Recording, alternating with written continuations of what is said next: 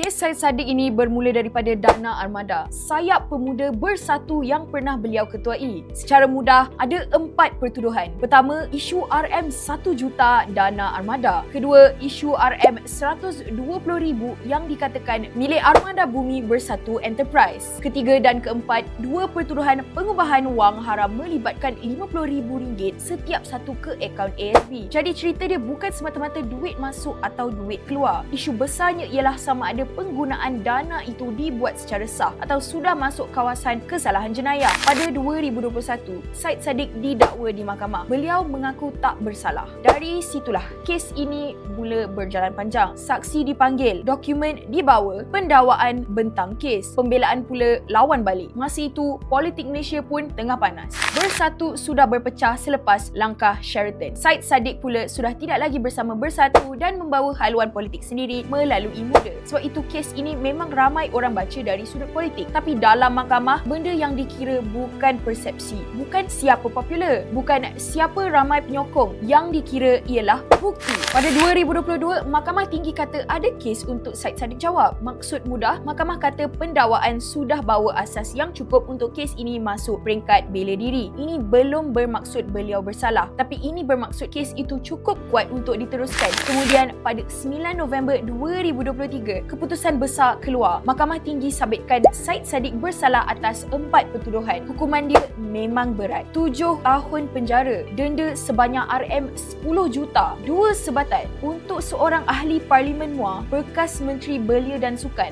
dan wajah utama muda. Keputusan ini memang satu tamparan yang besar. Selepas keputusan itu, Syed Saddiq lepaskan jawatan Presiden Muda. Tapi cerita belum habis dekat situ. Beliau mula buat rayuan dan pada 25 Jun 2025, Mahkamah Rayuan ubah segalanya. Mahkamah Rayuan batalkan keputusan Mahkamah Tinggi. Sabitan bersalah diketepikan. Hukuman penjara, denda dan sebatan juga dibatalkan. Syed Saddiq dilepaskan dan dibebaskan daripada kesemua pertuduhan dan daripada pernah disabitkan bersalah, status beliau kini berubah kepada bebas. Tapi pendakwaan tidak berhenti di situ. Kes ini dibawa pula ke Mahkamah Persekutuan, iaitu Mahkamah Tertinggi Negara.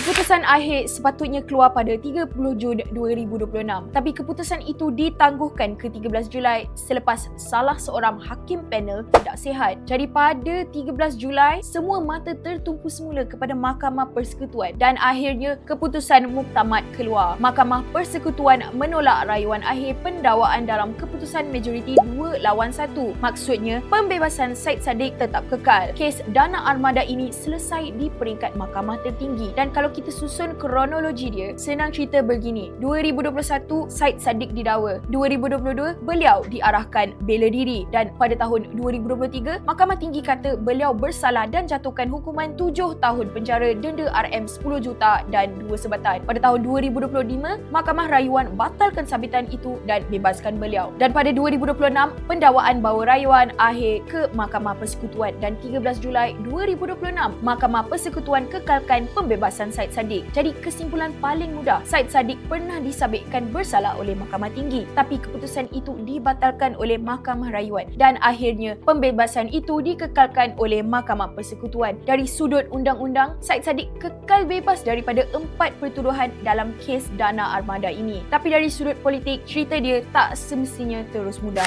Sebab selama bertahun-tahun, kes ini ikut nama beliau ke mana-mana. Sekarang, kes mahkamah sudah pun selesai. Dan soalan seterusnya bukan lagi sama ada beliau bebas atau tidak. Soalan seterusnya ialah mampu atau tidak Syed Saddiq bina semula momentum politik selepas satu episod besar dalam hidupnya akhirnya ditutup.